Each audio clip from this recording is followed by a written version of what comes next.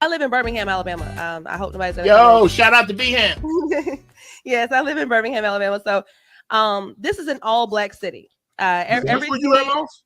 Yeah, that's where I'm at. You at Birmingham too? Yeah, I smell collaboration coming on. Oh my God, that is so crazy. That's dope.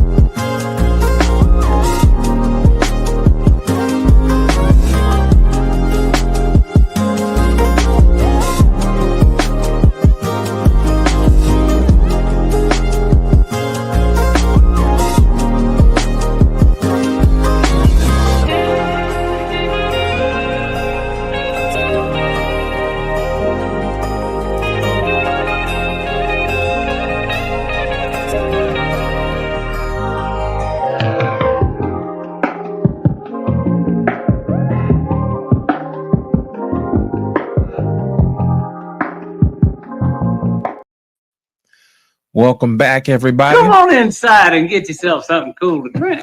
Hey. What's happening, y'all? Listen, I am so glad to be back in the house that BMU built. Ladies and gentlemen, welcome back to another edition of BAMA Talk. Yes, indeed. Yes, indeed. Listen, my co-host is going to be out tonight, and I think she's not feeling well. So if y'all get an opportunity, make sure y'all pray for her, man. Make sure everything's okay. But tonight's conversation, we're going to talk about how religion shapes relationship, marriage, communities in the South, in particular. Normally, in places of the South, we kind of do things a little bit different, you know. And I think a lot of times when people get together, they like to talk about, you know, how relationships work, how they don't work. And I think there's a key component that's usually missing when it comes to relationships. People want to get married, but people don't understand that marriage is a religious institution. You know what I'm saying? So it's like you're trying to build something on something and you have no idea what it's all about, you know? So hopefully tonight I'll be able to explain to you guys the importance of why religion is a key component of marriage, especially in the South. The South is a little bit different, man. Our churches play a role in the South like no other. I mean, if you think back, man, places like Birmingham, Alabama, Atlanta, Georgia, Selma, Alabama, places like that have been rich in civil rights. And that was some of the places that we used to congregate, you know, to have ideas, you know, to support each other, support our community. Because think about it, in Montgomery, they had bus boycotts, and that was mainly supported through information through the churches and whatnot. So I think that the church is a place where people congregate to have ideas, to share ideas. So tonight we're going to talk about How does relationships formed through religion and some of the things that go into those? So we're going to talk about tonight. Now, I want to go ahead and recognize a few people in the building. Lady Naveau is in the building. I'm pretty sure it's going to be a few other people that's going to be coming in earlier, coming in a little bit later on, but that's okay. That's what we're here for. One of the things we want to talk about, one of the bullet points, if y'all pull up and you'll be able to watch and follow along with me too in the description, it says faith and foundation religion often serves as a core value system for relationships, providing a shared spiritual bond for couples. Let me explain to you what basically what that is. Basically, what it is that religion forms an underpinning of how you're going to build your relationship, how you view things, how you see the world, that type of thing. What rules are you governed by? I don't know if y'all ever been in a relationship before with somebody who doesn't necessarily play by the same rules that you play. You know what I mean? It's just like if you teach your kids to be obedient while the other parent says that they don't have to listen to adults, that's going to be a conflict of interest. So what religion does, it actually gives us a guidepost on where we can actually agree. And most of the time, if you basically the same religion, you pretty much agree on certain things. And I don't know if y'all noticing that, but people like to use the whole analogy about being equally yoked and all this other stuff. I heard people tear that up and mess it up so much, and it's just wrong all day long. So basically what it is that equally yoked means that you guys have the same faith. And basically you're running off the same information. I'll give you an example, a real world example. GM has this platform called the Lambda platform. I don't know if y'all know about this or not. Well, basically what it is, they have different platforms that they have different cars that are built on. Now, these are the same parts, same everything. It's just that there's a different car. I'll give you an example. I used to sell cars back in the day, so I used to have to know this stuff. GM used to sell different cars for different people based upon brand. You would have this brand they used to have called Saturn. They had this truck called the Outlook. It was a 7-seater, 8-seater SUV. Okay. And it was built on this platform that was basically like an SUV type of platform. It wasn't built on a truck platform. Well, also GM made a truck called a GMC Acadia. Now the Acadia was built on that same platform, but it just had a higher trim level. It had more bells and whistles and stuff on it, but basically it's the same as the Outlook. And then on top of that, they had the top of the line, which was the Buick Enclave. That thing had all the bells and whistles. They had all the chrome and all this other stuff on there. Well, here's the thing. What we used to have to do is we have to be able to figure out exactly how to sell to different people. And when you're on the used car lot, you got to be able to think on your feet. So it's sometimes price may pay a difference in how you sell stuff to certain people. But in essence, you still want everybody to go the same way. Now, if you think about it, all those particular vehicles share the same exact components, same engines, same frames, sometimes same door trim, same computers. All of that stuff is the exact same. The only thing that's different is the little extras, the little bobs and doodads. They got the same radios, all of that stuff, except for the Buick. The Buick had some extra chrome and clocks and stuff. That was the top of the line right there. Well, basically what GM did was they made the exact same vehicle for different people. Well, relationships are pretty much the same way in religion. Religion actually gives you the base on which you build your relationship. It's one of those things where it's the same frame, it's the same engine, same transmission in most cases. It's just that you have different bells and whistles. Okay. So what religion does, it actually gives you a framework on how to build religion.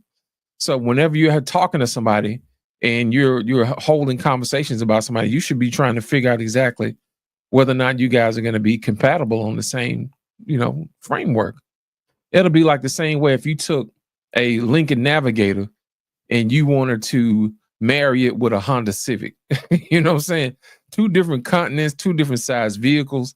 When they had kids, that's not going to work, But if you take an Enclave and if you take an Outlook and if you take an Acadia and you switch those parts around, you can pretty much have the same vehicle and don't have any problems. You see what I'm saying? It'll still get you where you need to go. Everybody's agreed on certain parts. Everything does what it's supposed to do. It'll get you where it needs to get you. So basically, that is what religion does Religion is the underpinnings to which most relationships are built. Okay.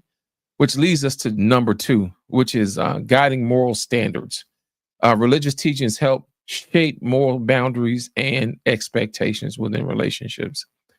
I don't know if y'all ever been into a relationship where people's expectations didn't necessarily line up with what reality was. I'm pretty sure we've seen that ad nauseum in these spaces, how people have these delusional expectations where people I think I should do this and I'm entitled to that. Well, if you hadn't worked on it, you're not entitled to anything. You're only entitled to what you work for. So when you have different morals and standards, it kind of makes things difficult when you don't see the world the same way. Like, say, for instance, we talked about earlier about teaching your kids to respect elders. Well, anybody who'll tell you, if you spend enough time in church, if you keep living, eventually you're gonna get older someday, and you want somebody to respect you. So you want to make sure that you teach your kids stuff like that early in life. And usually the Bible tells you about that. Train up a child in the way he should go, and when he's older, he won't depart. So those are some of the things that you need in a relationship that makes things work, especially if you're going to have kids, because your kids are going to not only represent you someday, they're going to have to represent themselves and their community and who they are. It's going to be one of those type of things. So if I were you, if you're looking for somebody who wants to get in a relationship, you want to make sure that you guys have the same moral compass. We spend a lot of time worrying about what we're going to eat and all this other stuff and going out on dates. Y'all might want to take a look and see if you guys see eye to eye on base stuff like that. Your worth should not be determined on how much money you spend on a meal. I mean, that's, to me, that doesn't make any sense. So I think we probably have to start asking some real questions. How do you see, family? If, say, for instance, if my parents gets old or whatever, will we sending them to a, old folks home, or will they be moving in with us? Will we be honoring them? That type of stuff. Those are the real questions that you probably need to be having when you're having relationship talks. Number 3, it says marriage is a sacred covenant. Many Southern Black couples view marriage as a holy union blessed by God, elevating its importance in their lives. That also goes back to what you believe in. Think about it. If you believe that you should not, cheat on your wife or cheat on your husband, yeah, that's a pretty good thing. That's one of the things you kind of agreed on when you get to the altar, forsaking all others. I think sometimes people like to write their own vows and make it seem like, oh, that's all good. I can put this and put that in there. But most of the times when they have stuff in there, they have it for a reason, for richer or poor, for sickness or health, for better or worse, all of that stuff. Because when you are giving up who you are to create something new, you want to make sure the other person is going to be doing the exact same thing. And to have the faith and to know that the other person is going to do the same thing, that's going to get you past where you need to get to, the uneasiness that a lot of couples feel in relationships. When some people get married, they say they got cold feet. That's probably because y'all ain't had them warm conversations you probably should have had beforehand. You should be confident in who you're getting ready to marry, not, having second thoughts and second guesses. Only time you second guess is when you've been playing long enough. So those are some of the conversations that we really need to have. It's okay to go out for dates or whatever, but sometimes you got to have those real conversations. And I think that's probably the reason why a lot of relationships fail, is because we don't have real conversations. The next one is church as a social hub. Now, this is good. It says churches serve as a meeting place for singles, a source of marriage, counseling, and support systems for families. Let me tell y'all something, man. The church as a hub is very, very important, because you don't have to ask a whole bunch of questions like who your folks are. Think about it. We used to bring home a little girlfriend, a little boyfriend home, and the first thing out your mom and dad in the mouth would be like, who our folks is. You know what I'm saying? They want to know, because everybody don't see the world the same way. They want to make sure that, whoever, takes you on as a husband or wife, that they see the world the same way, that they go to the church. Because think about it, everybody, man, especially in a small town, everybody know everybody, man. This just how the nature, how the South is, everybody know everybody for the most part. So if you had somebody, your son or daughter is going to get ready to marry somebody who's wild, whose family didn't necessarily go to church, or who just do whatever it is they want to do, you don't necessarily want your child to be married to a person because they're not going to see things eye to eye, and that relationship's not going to last. I think sometimes churches is one of those places where you can get together and pretty much know who everybody is, and everybody's pretty much getting the same message, same lessons. You may miss a few Sundays or whatever, but if everybody has the same pastor, same message, same church, everybody prays together, stays together, all of that stuff, you're pretty much on the same beat, same heart note. So that's the reason why it's important to make sure that you guys get the same instruction, because when you get married and you getting ready to have counseling or whatever, you want to make sure that the person who you're marrying with has the same reverence for the mentor, the pastor that you do. You don't want anybody just to say anything just to get past the pastor so you can get married, because you're trying to shortcut the system. And I think a lot of times, man, when people start to try to cheat the system, it's because they want to get past something. You can't cheat it, man. There's no substitution for really getting to know somebody and spending time with folks. And I think in this day and age where time comes at a premium, I think sometimes we shortcut stuff like that. So the church acts as a hub where people can meet in a safe place. I've been to many churches where they had singles ministries. I think I went to one maybe about a few years back. Pastor Mike Moore here in Birmingham, he has a huge church, and he has like a bowling alley and all type of stuff. He had a huge singles night. And when I tell you, it was refreshing, because you already knew you were in a place where it's safe. You didn't have to worry about anybody having any guns or anything like that. They had security, of course, and then on top of that, you kind of met a whole bunch of quality people, and you just had a good time. There was really no pressure. So I thought places like that as an example of how, church can act as a hub where people can come in and have a good time, and pretty much be on the same page. And out of that, we've had a few people to get married out of some of those summits, which I thought was kind of nice. But one thing I did notice is there were way more women than there were guys, and it was kind of heartbreaking. So I'm going to speak to the fellas about that in a minute. We're going to have us a conversation about that a little later on, because you'll have some women who actually, want to get married. Some of them do the work or whatever, and they're ready. But sometimes they may not have enough guys. So we're going to have a conversation about that. And sometimes it may be a situation where there's some women who just in there who got the uniform on, you know what I mean? They ain't really, walking it like they talking, That's the real reason why you have to have a relationship with God, so you can sniff out stuff like that. And the church act as a hub, because sometimes somebody be like, hey, what about, Sister Jones over there? She's single, and they be like, nah, player. You don't want to talk to her, player. You know what I'm saying? That ain't what you want. And you'll kind of, let that go. You know what I mean? So your folks will look out for you, man, from time to time. So that's the reason why having, using the church as a hub, as a place to have singles to meet. Because sometimes a lot of folks, I know a lot of people who met their spouses at church. And I think a lot of times people, when we get on these spaces, they like to use church hurt as an excuse not to move forward in life. And church hurt is one of those things where it's not necessarily the church that's doing it. Sometimes it's the people.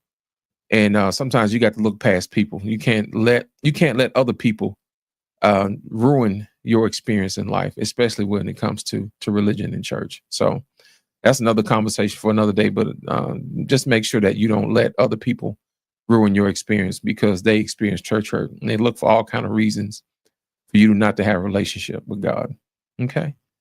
The next one is influence of religions. Religious leaders, pastors, churches, elders play a significant role in offering advice and officiating weddings, making them trusted voices in relationships. The Bible itself says there's safety in the multitude of counsel. I don't know if y'all know this or not. If you ever had, especially men, if you had a whole bunch of men who had your back, man, ain't nothing like that. They'll sit down with you and have a conversation with you and talk about life, not necessarily what you should be doing as a man or whatever, but just to check on you, see how you're doing. When I used to work on the other side of town, every Wednesday, it was a bunch of older white guys who used to meet up at this place for breakfast I think it was every single Wednesday. and they would have Bible study. I was like, man, I ain't never seen them like this before. And they would sit down and they would have Bible study all the time. Just, no women, no nothing, just a whole bunch of older white guys. I just thought that was kind of cool. You know what I'm saying? I said, man, we need something like this in the hood. You know what I mean? To take away some of that fear. You know what I mean? I think a lot of times the younger guys look at the older guys and say, hey, look, I don't necessarily believe you know what you're talking about, old man. And the old man telling young guys, you don't know what you're talking about. You ain't been here long enough. You know what I mean? So I think that when we start doing stuff like that, we miss the most important pieces of mentorship. We're too busy wasting time pointing fingers at each other instead of learning from each other. Because tomorrow is not promised. The information that we could pass on to each other instead of pointing fingers is invaluable. The things that we should be talking about. I remember coming up, man, my dad used to talk about us, about all type of stuff, just in its entirety. I'll give you an example. He says, every Sunday we used to take out our shoes and we used to shine them up. He used to take the time out to show us how to do it. It's one thing to tell a man how to do something. It's another thing to actually show him, and then also how to tie a tie, how to pick out a suit, all that type of stuff, how to make sure that the break of your wrist is where your suit should fall and all of this other stuff. So when you get older, you'll know how to look presentable. You'll be somebody. You'll hold your head up and you're like, I know how to dress. You know what I mean? I know what to do. And in essence, what he was doing is he was actually teaching me at the same time I was learning from him that someday I'm going to have to teach somebody else, eventually my kids. And that's the thread that binds us all together that people don't pay attention to. It's what information you put on or you pass on from one generation to the next. I talked about this ad nauseum earlier that when my mom had me, when she was about 25, I was able to meet my great grandparents, grandparents, you know what I'm saying? And the information and wisdom that I got from them was invaluable because I got an opportunity to see what it's like to live life through all of its stages. I got to see life as a child, as a young adult, as a teenager, as a older man, you know what I mean? That type of thing. I got a chance to see all of that. But my thing is this: if you put that off, your kids are going to miss that. I know for a fact my kids are not going to meet their grandfather because my dad passed away when I was 18. And then I can do about that. But at the same time, I can still be here long enough for my grandkids and that type of thing. So hopefully, it's one of those things where you don't want to put it off as long as possible, but you also still want to make sure you get with somebody who sees things the way that you do, especially if you want to build your family the way that you would like to have it been built. So that's the reason why mentorship is so important, especially for men, because the world is already going to try to chew you up and spit you out. Sometimes you need some comrades. And that's the main reason why I like this space, is because all of us are different, but all of us are same in certain ways. Sometimes we may see the world a different way because of what we've been exposed to. And then we get an opportunity to come here to share our experiences. And that's why I was glad that Black Men Unfiltered allowed me to have this particular conversation with the fellas, because it's not too many guys who talk to guys about religion, especially in these spaces, and faith. Faith is one of those things that's real touchy, especially when it comes to guys, because most guys like to use logic. You know what I mean? And everything about Jesus ain't logical. Everything about God ain't logical. But if you think about it, it makes sense in the grand scheme of everything. But it takes time to talk about that. So that's the main reason why we have to get around and have these conversations. Yes, we may joke and have a good time or whatever, but it's the fellowship that's important. When you get around your brothers, every now and then somebody will drop a nugget that you can use and you'll pass on to somebody else, and you'll be helping somebody you didn't even know it. That's the reason why wise counsel is so good. And that's the main reason why you want to make sure you get in your word, because there's a lot of good stuff in there, but you'll never know if you never pick it up and read it. So that's the main reason why I'm here, to make sure that I take what I've learned and apply it to practical application. So I'll let you know, that does work. Let me show you. Here's a few instances where it did work. So that's the reason why that works so good. That's the reason why influence from elders is so important. Now let's talk about spiritual growth. Couples often grow closer by engaging in shared religious practices, such as praying, worshiping, and studying in scripture together. Let me tell y'all something. There's nothing more important than having somebody who can pray with you and pray for you. You know what I'm saying? Because there may be situations where you get to the point where you're not going to be able to pray for yourself. Say, for instance, if you're sick or something like that, you need somebody who's going to intercede on your behalf. And sometimes you're going to have to pray on somebody else's behalf. Prayer works, man. I'm telling you, I've been around long enough to know it works if you apply it. So that's the reason why it's always a good thing when you meet with somebody is to make sure that you guys are on the same page and have the same prayer life, go to church, enjoy life together, do some of the same things that y'all enjoy, together.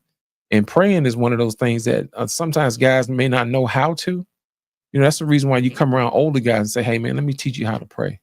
Let me show you what to look for. Let me show you what to say. Because a lot of times guys don't always have somebody to reach out and teach them, how to pray. And sometimes women too. It's one of those important things. We worry about the wrong things sometimes in relationships. And sometimes we forget the most important part is that when you become one with somebody, that's your other half. And you want to take care of the other half just like you take care of yourself. And you want to take care of them spiritually too, because I tell y'all, when you're on the same page, things just work a little bit better. The Bible says a man that finds a wife finds a good thing and obtain favor with the Lord. That favor comes from being able to cooperate with each other. That's where the favor comes in. Little kids used to get gold stickers in school, plays well with others. Usually when I see couples who are married for a long time and who are enjoying that marriage, those people, when you look back on their life, and you'll see those were actually little kids when they first started who learned how to play well with others. They were unselfish. They were giving, you know what I mean? Understanding. Some of this stuff is basic stuff, but sometimes we get busy and forget how to treat one another. And that's the whole basis of religion is how to treat one another. A lot of times people like to take, the Bible and shred it up and examine it and do all this other stuff with this religion and try to make it infallible, you know what I mean? To make it seem like it don't mean nothing. This came before that, and the letter J didn't come around to this, that, and other. I tell them this God is older than the letter J. You see what I'm saying? And most times nobody would fool with something if it didn't have no power behind it. That's the reason why a lot of people like to copy, the original. That's the reason why nobody messes with those other religions. But when it comes to Christianity, yeah, they want to have all the smoke. So there's a reason for that. I would employ that you examine it for yourself, and you'll see why this world doesn't want it to do what it needs to do, because it creates change. But sometimes change is uncomfortable. And if you've been running on certain things that's not comfortable, then of course it's going to cause you problems. You know what I mean? You're not going to know what to do because you don't know what comes next.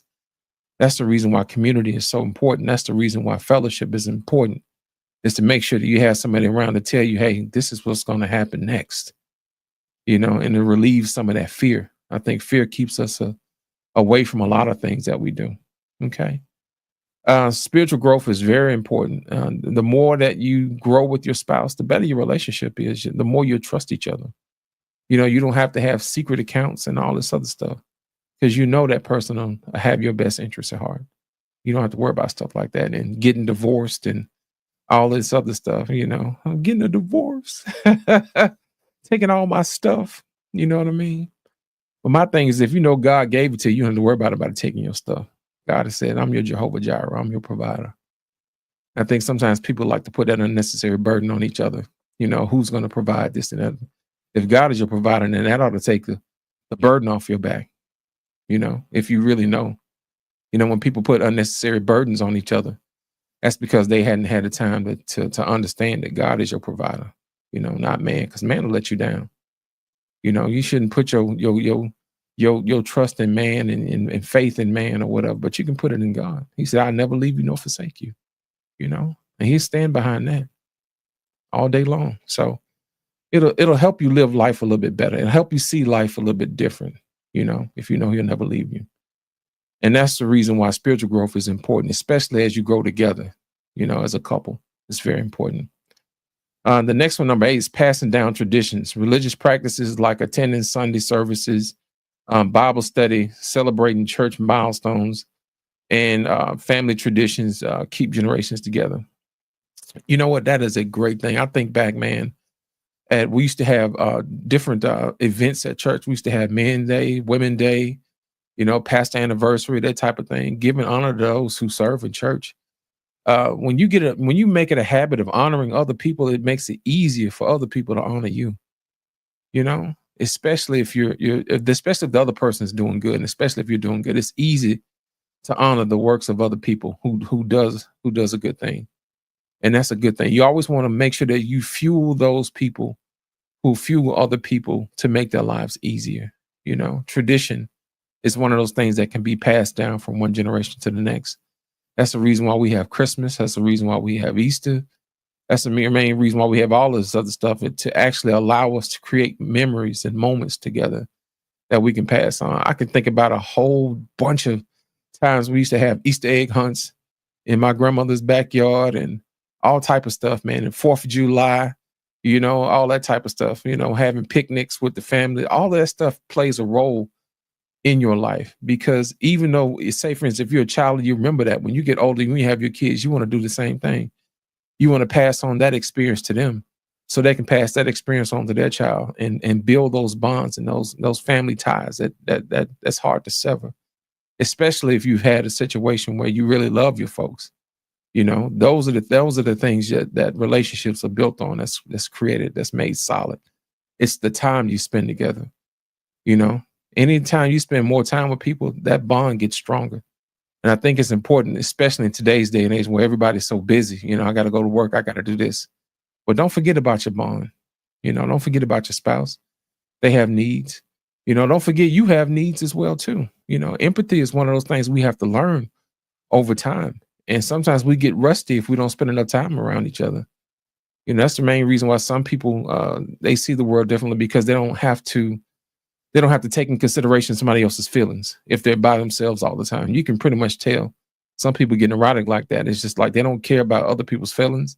They don't care about none of that stuff. They just say whatever it is they want to say and let it fly. But the minute you step on their toes, then they're offended. I can't believe you said that. But you can definitely tell people who don't spend enough time around other people in fellowship. They just don't care. And it's kind of hard for those type of people to build relationships, because they don't have that emotional muscle that they built up over time. You have to use your manners from time to time. That's the main reason why I enjoyed myself when I was over on Red Book, and I got an opportunity to hang out with some of my Chinese brothers and sisters, and it felt refreshing to use manners over there. That was appreciated. I enjoyed my conversations with them, even though sometimes we didn't always speak the same language. It's still one of those situations where it's still good to actually know that manners is still appreciated. We can talk to each other even though we don't understand each other's languages. So that's good. Also, community support is very, very important as well too.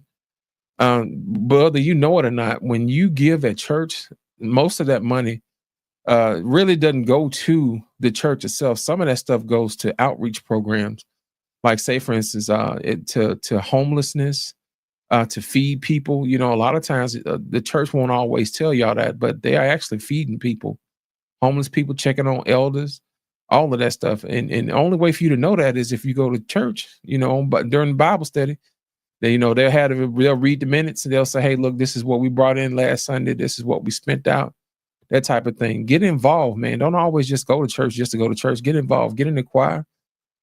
Get around the people who work the books, put a little muscle behind your hustle, help those in your community. That's how you actually build your community. People want to know, well, what are you guys doing to build your community or whatever? That's how you do it. The church is a hub where you go to help build your community. I don't know about this. If you ever been to the South, you understand that there's a church on just about every corner. You can't walk 2 or 3 blocks without running into some church somewhere. And it's a wonder that we're still holding on. I think the only reason why we're still holding on is because of those particular churches are still there. We have something to rely on, but no further than you can believe. If you come to the South, you'll see we got a church just about on every other block. So it's no excuse. You know what I mean? You can't say, oh, this church is too far. No, you can pretty much walk 10 minutes to any church here, anywhere, especially in the hood. You know, we got them all over the place. So if you don't like one church, just go to another one. You know what I mean? Sometimes people don't always jive with other people. That's the reason why we have different churches. That goes back to what we talked about earlier. You know, those underpinnings to make sure we have the same components. You know, you might not jive with this particular pastor, but you might jive with another one. You know, I've seen that happen before. And certain pastors will bring certain things out of certain people. You know, you just have to get around the people who enjoy you and you enjoy them. It's just that simple. And the last one, number 10, is shaping gender roles and expectations. Religious teachings often influence how roles and responsibilities are viewed in relationships and marriages. Everybody plays a role, y'all.